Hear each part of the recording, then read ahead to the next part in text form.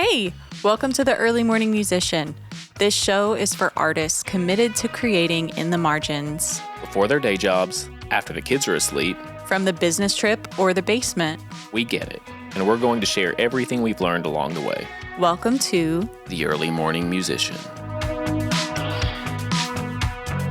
All right. Hi, and welcome back to the Early Welcome. Morning Musician. It's actually super late at night. Late. It's down the very late. It's 9:40. It feels late because We're old. We're old and we're parents. But anyway, It's something about parents, when you have kids and it's like 7 p.m. You're like, I'm done.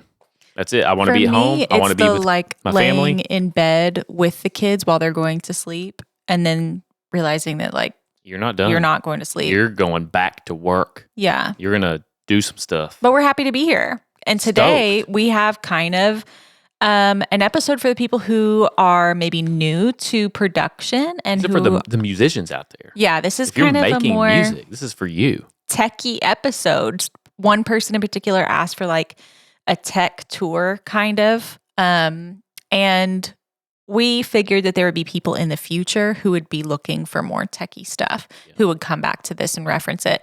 So what we're going to do today is I'm going to kind of interview Ryan about Hopefully better than those last questions we had. the stuff that we used in our very first recording studios, our home studios, It was back in the day. What was that 20?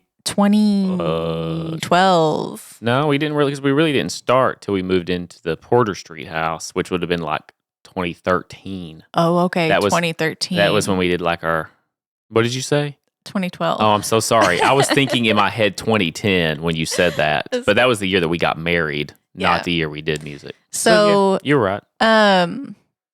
the stuff that we used in 2013 versus 10 years Was later. hilarious. We did some hilarious things in the past, guys.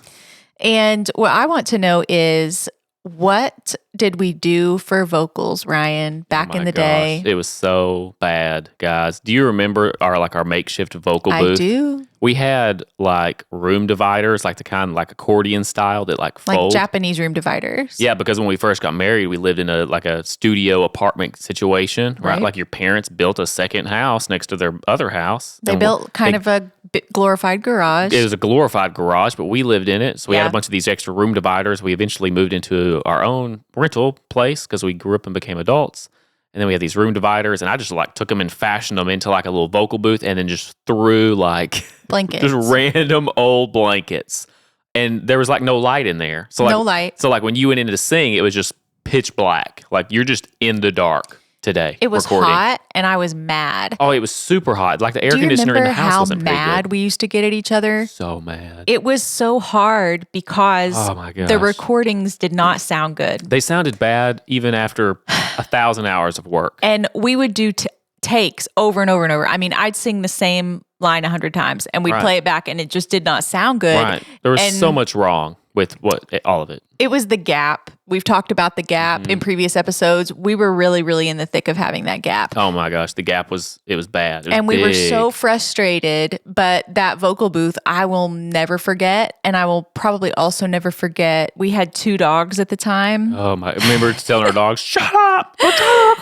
Like, We had 2, and they were like puppies, like they were less Oh, than a year olds. no. And we thought that was a Wolfie good idea. and Winston. And they were in the back room, like locked up, and would bark at all noises. And so, right. I mean, We lived in the city, like or in our city, small town, but it was like car drives by. That some guy's missing his muffler, so it's just like, just like super. and our neighbors had an absolutely insane dog. Oh, that's right. You remember when I bought the little clicker, the high pitched thing, and I would like buzz him with it, and he would shut right up. I would just sit at the window and just. forgot that. Yeah, I still have it somewhere in this house. It's like in a box or something. Did we call the police on her dog? No, we never called the police. I just bought that buzzer, and that worked. It Wow. worked great. Okay. So recording. So vocals. Well, let me start Tell- here. Here's what you don't want to do when Okay. when it comes to vocals. Tell 'em. Okay, Tell 'em, 'Cause baby. I'm gonna tell you because I've done it all. I've done like the cheapest end of the spectrum. The first microphone we ever had. It was an MXL 990. I got it on Musician's Friend Stupid Deal of the Day. You musicians know what I'm talking about. We're always watching the Stupid Deal of the Day to see what it is. We check every day, and then every now and then they have the stupid deal of the hour, and it's like Christmas comes, and you're just checking all day long. What is it? What's the gear? What's the gear? I've seen that screen on your phone so many times. Oh my gosh, yeah. I mean, I don't watch it as much as I used to, but it was a regular thing. It still comes up every now and then, past. and I check it out just for nostalgia. But it was an MXL 990, crappy vocal booth. We had no tuning whatsoever. I did not even know what Melodyne was. No clue. Melodyne is vocal tuning. Right. So then I went to the opposite end of the spectrum, and I was like, I've got to have the most expensive microphone I could possibly afford. This microphone has to be a minimum of $1,000. It has to have its own analog preamp. Wow, I remember that. So we got to buy all this. We got to have all that. And then you hook it all up and you hit record, and it still sounds crappy, right? Still sounds crappy because large diaphragm condenser microphones don't sound good anywhere except in a professional sound treated studio. And in that situation, great. That's amazing. You have that luxury. Yep. Fantastic. However, if you don't and you're recording at home, there's really only a couple of options that are going to sound good, and they're going to be dynamic microphones, such as this one here, the SM7B. That's why you see this all over the internet. Microphones like the Shure SM58, the Shure SM57, anything. I mean, there's a million manufacturers that copy the exact same microphones. And the reason these work good in these situations is because they require so much more volume to get signal, which means I can scream into this microphone and it's going to take it just fine.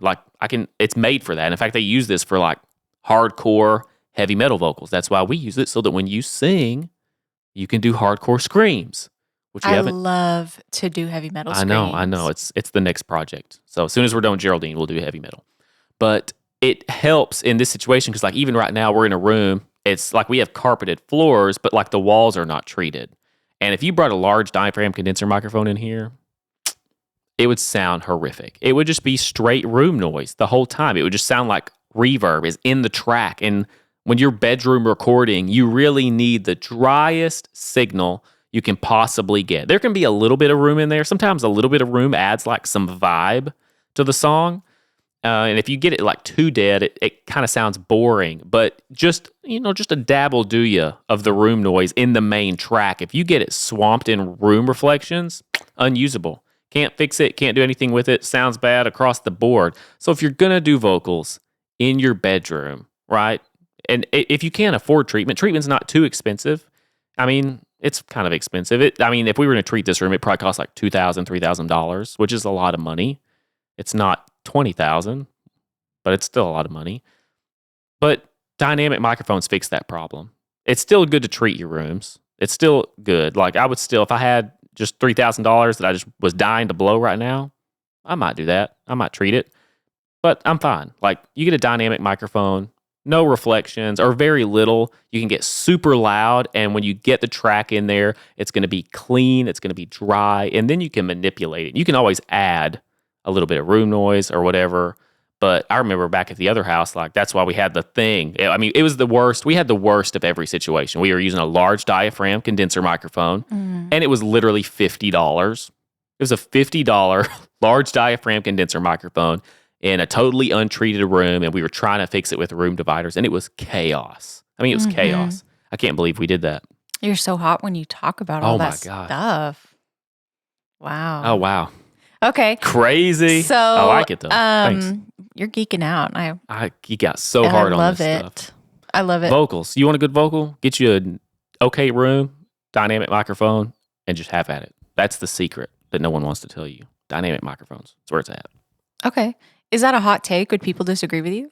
No, I'd say most people agree with that. I think that it's just a part of being like I think it's a musician's way of trying to close the gap. It's like we talked about in a previous episode where, like, musicians theorize. They spend all their time theorizing about how to close that gap between where they are and the art that they love. And when you start diving into the Reddit threads and all the, places where you read all the forums on microphones, I mean, it gets so intense. I mean, people start talking about the capsules or the capacitors, and like, you've got to get the microphone from this year model. This was the only year model that they put this specific capsule on. So none of the new ones that they make sound like this one. You got to go find the old one, the one that's like laying on someone's garage floor that's water damaged that's the one that has the tone that you need. And you just start chasing these wild theories and spending so much money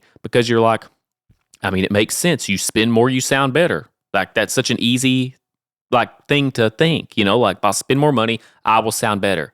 That's not always true. And in fact, in music, it's like never the case. It's more of like you just need to know what tool is going to work best in your situation. And 99% of the time, if you're not a professional musician and you're making music at home, you need to use a dynamic microphone. You need the driest signal that you can so that you can get it in the box. We're going to get it in the DAW, and then we're going to add all the special things that we want in there. We can add all the top end that we want. You're not going to get as much top end out of one of these microphones as you would like a U87 or something. You're not going to get it, or a 251. You're not going to get it out of this, but you can add it later. You just put an EQ on there and add it. That's why modeling microphones exist now. Now, there's another option. Hey. What? We're probably going to move on to the next Why? thing because we're doing great. It's just 11 minutes. We're talking about microphones a lot. So I want to ask you about instruments. All right, can you guys tell that Ryan's personality? I love this He's stuff. like a little squirrel. And this has been the way he always is. He loves to research about. Oh, I know it. I know too much. It's too much. He loves to swim in it. He has such a huge hoard of little acorns, So much.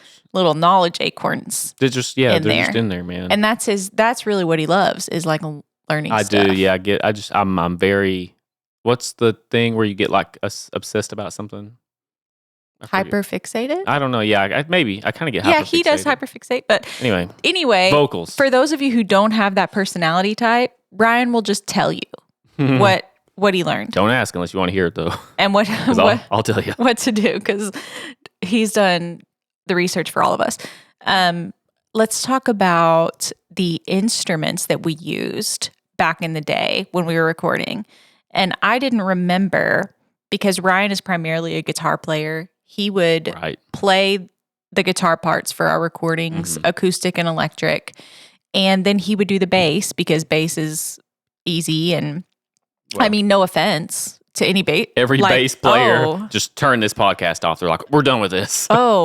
That's a singer for you guys out there. This is what singers think of bass players, just so you know. Sorry. He played the bass because bass is so cool and fun. Right, exactly. But then everything else was digitized and he had to learn how to like play the piano on like a little MIDI, a little MIDI and do strings on there and do everything else, drums on a little pad. So back in the day, what did we do that was the worst? Well, I think the worst thing we ever did, which we talked about briefly, was when we were trying to figure out drums, because drums are notoriously difficult to capture or to produce. Like, how do you make drums sound cool and good? Especially, again, you're at home trying to do it, so it's not like we have a kit set up that sounds good. We don't even own a kit, like, we're not, let alone the microphones that you need and the room that you need.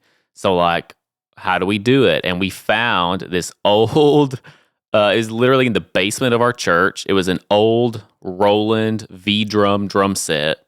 Musicians know what I'm talking about. They know the ones that your church abandoned a while back. And it was like white, wasn't it? Yeah, it was like fake drums. They kind of look real, so they but look not like really. They're made of rubber. Yeah, they're like kind of made of rubber. The cymbals are like plastic, and they're small.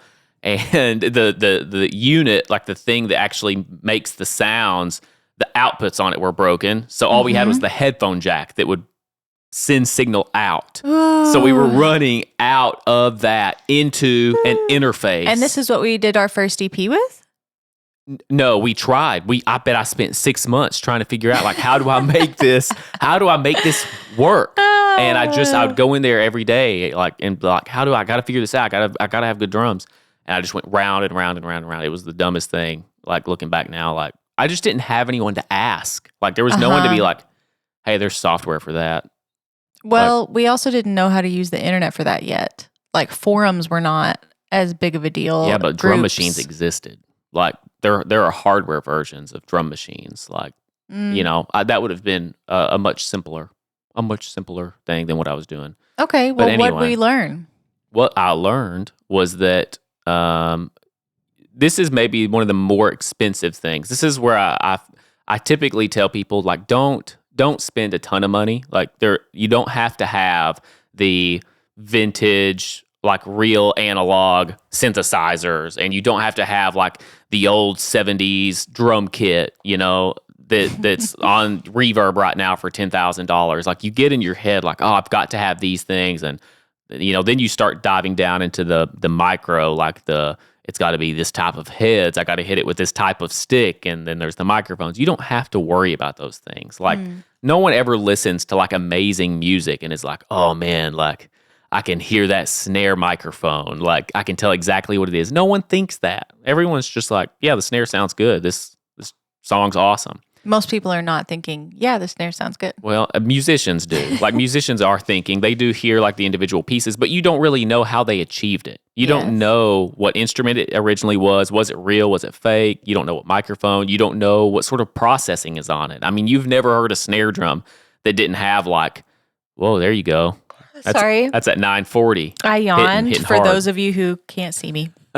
Moral of the story, VIs, you are going to want to spend a little bit of money. In fact, there's one company you can go to and probably get most of your stuff done, Native Instruments. You can get what's called Contact Complete. They've got like different tiers of instruments, but essentially it's just a massive software package, and it's going to have almost everything that you need. It's going to have synthesizers, it's going to have drum kits, it's going to have guitars, like electric, acoustic, and then it's going to have all kinds of weird stuff, like where you can get like really experimental in your sounds, and they all sound really, really good. That's what is really important. They sound really good, and then again, it's kind of like with the dynamic microphone. You want things to just kind of sound good and plain, so that way you can turn them into something. And that's really what you're looking for with a good VI, is like it just sounds good, but then you're able to get it in your DAW and take it where you want it to go. Now, that is an expensive software package. I think we bought that several years ago, and it was like, I want to say it was like $1,200, but that was for like, I forget, like 50 instruments. So it was like, oh, I remember that. Yeah, it was a huge, we like sat down and talked about it. We're like, oh my gosh, this is a massive purchase, but like, we can't not do this without it. Yeah. So we pulled the trigger and we did it. And I still use that software every single day that I'm up here producing, because it's just, I know those are going to sound good. I know they're going to sound good. And I'm not having to like call up friends and borrow instruments or like worry about mics or rooms. It's just instruments. They're virtual. You're going to have to learn the skill set of MIDI. You're going to have to learn how to program MIDI. It's not hard. It's like super easy. Like one 10-minute YouTube video and you can learn how to program MIDI. You can get your velocities down, and it's great. There's some latency things that you'll have to learn about, but it's not hard. But like, don't waste your time trying to hunt down super expensive instruments to try to have a good sounding song. Like, you just want some good quality sounds in there. The listeners don't care how you got there. They just care that it's good. That's all that matters. So you just want to be able to move quick, produce, make good decisions, and like know where your instruments are at. So good VIs, invest in good VIs. This is somewhere I would spend your money. I don't typically tell people, don't spend your money on a super expensive microphone, but spend your money on good VIs. Like, that's worth the investment. Wow, so hot. Stop it. All right. We are almost out of time. We're not. We got so much time left. I want to talk about two other things. I want to ask about, so the hardware that we used in the beginning, this is your, this is your computer or your laptop that you're using. Yeah, just two main things, a computer and an interface, aside from like microphones. And of course we have like, wow, you're sleepy. Sorry. She's sleepy. Sorry. Of course, we have microphones, and then we have like guitars and stuff laying around here. But like, we don't have any like, compressors or whatever like laying around. No other hardware. So really, just computer interface. And the computer that we used to use in the very beginning was, we were working for a church, and they gave you a laptop. Yeah, just like an old, like HP laptop from Walmart. I mean, it was no like MacBooks here. No. I've never been an Apple guy. No, never. All my friends and family know that I'm not an Apple guy. This is a trend right now on TikTok. If you're into TikTok, is Android boyfriends Ooh. and how cool Android boyfriends are. Yes, finally, our moment. Ryan is Our moment has come. I've been die hard Android, Windows for a long time. He's my original Android boyfriend. That's right. I still am. So we just used what we had, what we were just used given. what we had. I had And that, that's and cool. I had the old school Focusrite. You guys know what I'm talking about, the Gen 1 Focusrite interface, the red one. Like everybody's seen it, everybody had it. I had that, couldn't afford studio monitors, just had a set of old can headphones. That was it. Like we're making music with headphones. Good luck. Can you picture it? Can you Nuts. picture me in the blanket fort and Ryan with his Linkin Park headphones on in Right. front of his little church computer? Right. That was us. That was nuts. So cute. Wow. Oh my goodness. And so when people tell me that they still listen to that EP that we put out in I 2013, just want, if I could take it down, I would. I just don't even know how to find it. it makes me want to just like liquefy. Yeah, it's so bad. Yeah. But anyway, so now what would you suggest a musician use for hardware? Well, what I would suggest, two things. One is like you don't have to have an Apple. I know Apple is the industry standard in the music world, and I understand why. It was because they were good first. Same thing with like phones. Like Apple was good first. So like everyone's like diehard Apple, but just because you're good first doesn't mean you're good. You're the best forever. And I feel like that has what You just lost like I know. 80% of I don't listeners. care. I don't care. Don't buy if you have an unlimited amount of money and like money's not a problem, go buy whatever computer you want. Like have at it. Yeah, Don't- guys, for those of you with unlimited Yeah, money. if you have unlimited money, like call me up and give me some of it and buy yourself an Apple. But if you're not, like, don't do that. Like I literally had someone the other day ask me, what computer should I buy to record on? And I told them, I literally sent them a link. Hey, it's going to be like one of these three. They were like $1,000 computers. I was like, this is great. You're going to do this. These are awesome computers. If you get one of these, you'll be so happy. And I said, don't blow all your money on an Apple computer. They literally did not listen. They turned around and bought like a $3,000 or $4,000 MacBook. And then they were like, hey, what interface do I get? And when I sent them a link to an interface, they're like, oh, I can't afford that. I spent all my money on the computer. And I was like, exactly. Like, that's why you don't do that, because it's just unnecessary. You're just wasting money so that there's an Apple logo on your computer, because it doesn't matter what hardware it's on. It's all about the software and how you're using it. So like, just get you a decent computer. Just get you like it's probably going to be about $1,000 computer. You can just go to Best Buy and grab it. You're going to want to focus on the specs. Like you're probably going to want like an i7 processor. You're probably going to want 32 gigabytes of RAM, and you're going to need the biggest SSDs you can possibly afford. We have like our computer has like two terabyte SSDs. So like that's a lot of storage, but you want a lot of storage and you want it to be fast. And then for an interface, I'm a huge UA Apollo fan. So if you've ever had an interface where you can run plugins on it, it doesn't matter who makes it, as long as it can run some plugins. So that way you can like dial in really good sounding references, like while you're singing. Oh, it changes the game on production, because you can actually have reverb in your ears. You can throw like distortion on there. You can get all your compression. You can get it cleaned up and sounding so good. So as you're trying to produce the vocal and you're trying to write melodies, when you're listening back through your interface so that you don't have any latency, it sounds like the final product. So like you get a much better idea. It's inspiring.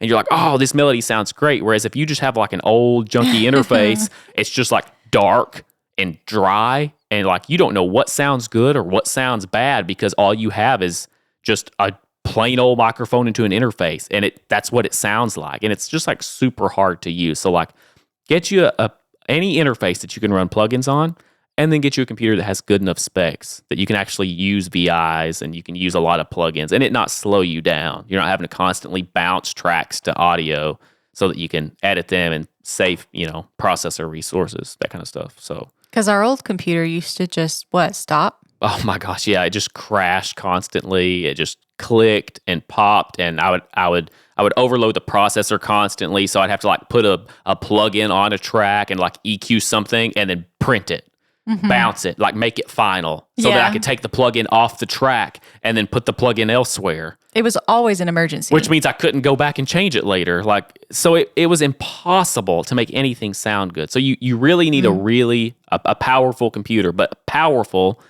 happens at around $1,000 or $1,500. More than that, and you're just throwing money away. We were so stressed. Yeah, no wonder we were fighting constantly. We were stressed. Like we were fighting an impossible battle. And that's the resistance, that it's rewarding to push through on the other side and look back and remember when it. All it took was a decade. Yeah. A decade of life to happen. And thousands of dollars. Anyway. Yeah, that's true. Way too much money. Wasted. What about, with our last few minutes, tell us about this software that we used to use. And it reminds me of when I was starting out in photography and I was editing with PicMonkey on the internet because it was free. It's free. Got that free. So what we used to use was like PicMonkey compared to Lightroom. Yeah. Well, what we had was Ableton Live Lite because it came with that junky interface that I bought. And, buy one, get one. It was free. But the part of the free is it only lets you have 16 tracks, period. 16 tracks. Right. And we literally produced an entire 5-song EP, and all 5 of the songs could only have 16 tracks. So you can imagine, worst microphone, worst room, horrible, horrible drums, only 16 tracks. And also, oh my gosh, 0 singable hooks. No hooks. Knew nothing about songwriting. We were doing everything wrong from top to bottom. Mostly influenced by Misty Edwards from International House. Gungor. Oh. Like, whoa. So really software is super simple now. And it's because most software providers have moved to subscription models. So it makes it so much cheaper to get in. Used to, you had to like buy your DAW, and it was going to be like $500 to $1,000 to get like a full featured DAW. And it's just going to come with stock plugins, and like those sound fine, but there's so many extra cool things out there that you want to get, but you ain't going to get them because they're $100 a pop, $200 a pop, $300 a pop. Not anymore. Now most plugin manufacturers have a subscription model, so you can just pay like $15 a month and you get everything they have. That's unbelievable. Like, you can just pay $15 a month and have unlimited plugins from a manufacturer. Same thing with your DAW. You can pay $15 a month and you can just pick whatever DAW you want to use. Doesn't matter. So like the entry to get in from a software perspective is so low. It's so low. So like, pick whatever DAW you want. Whichever one you know best, that's the one you want to go with. They all sound exactly the same. Again, don't fret over tools. It's all about knowing how to use it, being comfortable, being quick. It needs to be intuitive. You need to be able to move and make decisions and feel inspired. And I feel like those are the things you need to focus on when you're getting set up to make music. Don't focus on specs as much or hype. Focus on like productivity. How fast can you turn out music? How quickly can you make decisions that sound good and that your listeners are going to appreciate? Yes. So there's your techie episode, and guys. And we hope that this helps with the overwhelm and the option fatigue that you might feel when you're just starting out. Yeah, and if you have any other specific questions, obviously, you can leave a comment or you can shoot us a message or a text. If you have our number, I figure a lot of you guys do. So yeah. I mean, I figure most of the people watching this probably have my phone number. So like and subscribe, share with a friend if you think this will be helpful for them, and leave a review. That really helps. Thanks, guys. Yeah, thanks for listening. Until and we'll see you next next time on the Early Morning Musician. Bye.